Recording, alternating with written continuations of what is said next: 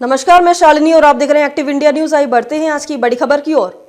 दिल्ली में इस साल फरवरी में होने वाली दिल्ली विधानसभा के लिए प्रधानमंत्री नरेंद्र मोदी ने आज बिगुल फूंका।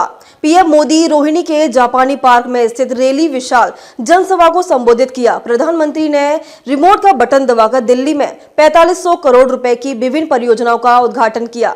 प्रधानमंत्री नौरोजी नगर में वर्ल्ड ट्रेड सेंटर, द्वारका में CBSE मुख्यालय, सरोजनी नगर में 1738 क्वार्टर का उद्घाटन किया। दिल्ली विश्वविद्यालय पूरी परिसर, पश्चिमी परिसर, रोशनपुरा में वीर सावरकर कॉलेज का शिलान्यास किया। पीएम मोदी ने विशाल रैली को संबोधित किया। वहीं पीएम मोदी के पहुंचते ही पूरे पंडाल में मोदी मोदी के नारे लगे।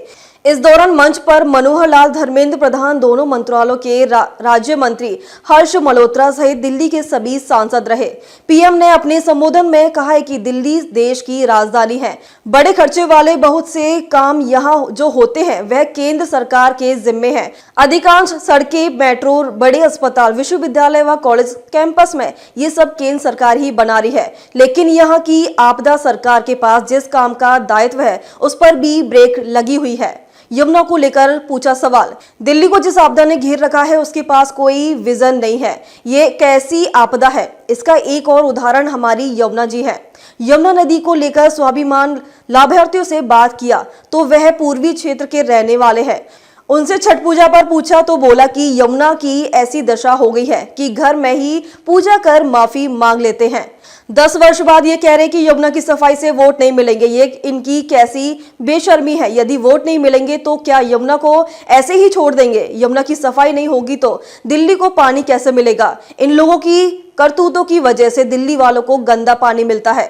कहा है कि इस आपदा ने दिल्ली वालों के जीवन को टैंकर माफियों के हवाले कर दिया है। ये आपदा वाले रहेंगे तो भविष्य में दिल्ली को और भी विकराल स्थिति की ओर ले जाएंगे। योजना बन रही है, उसका लाभ दिल्ली वासियों को भी मिले। केंद्र की भाजपा सरकार से गरीबों व मध्य वर्ग को सुविधाएं भी मिल रही हैं और पैसे भी केंद्र सरकार की योजनाओं से बिजली बिल शून्य हो रही है और बिजली से कमाई का अवसर भी मिल रहा है। प्रधानमंत्री सूर्य घर योजना से हर उपभोक्ता बिजली उत्पादन बन रहा है। केंद्र सरकार प्रत्येक परिवार को 16 पैनल लगाने के लिए 75,000 से अधिक दे रही है। अभी तक देश भर में 7.5 लाख 16 पैनल लग चुके हैं। इससे बिजली मुफ्त मिलेगी और बची हुई बिजली के पैसे सरकार देगी। दिल्ली में भाजपा का मुख्यमंत्री बनते ही प्रधानमंत्री सूर्य घर मुफ्त बिजली योजना और तेजी से लागू की जाएगी। पीएम ने कहा है कि एक तरफ बिजली में शिक्षा, स्वास्थ्य के लिए केंद्र सरकार की तरफ से प्रयास जारी है, वहीं दूसरी तरफ यहाँ की राज्य सरकार का कोरा झूठा भी है। दिल्ली में जो लोग राज्य सरकार में पिछले 10 वर्षों में स्कूली शिक्षा व्यवस्था को बहुत नुकसान पहुंचाया है।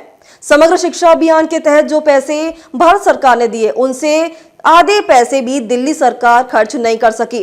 दिल्ली सरकार को दिल्ली के बच्चों के भविष्य का ध्यान नहीं है।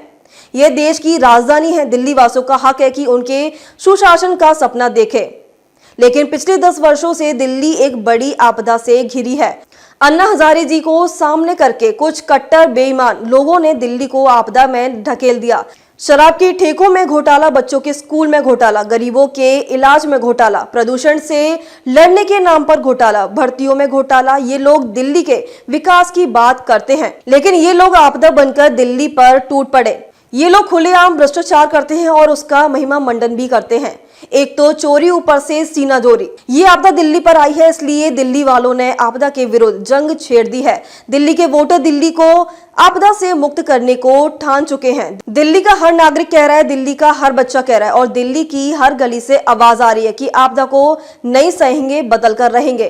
कर्मचारियों के जर्जर आवास की जगह नए आवास बनाए। दिल्ली की जरूरत को देखते हुए रोहिणी और द्वारका के बाद नरेला सब सिटी के निर्माण को गति दे रही है। विकसित भारत बनने में बड़ी भूमिका हमारे शहर की है। शहर में ही लोग दूर दूर से लोग बड़े सपने लेकर आते हैं, पूरी ईमानदारी से उसे पूरा करने में अपनी जिंदगी खपा देते हैं। अब तक के लिए बस इतना ही। फिर होगी आपसे मुलाकात। तब तक के लिए नमस्कार और देखते रहिए एक्टिव इंडिया न्यूज।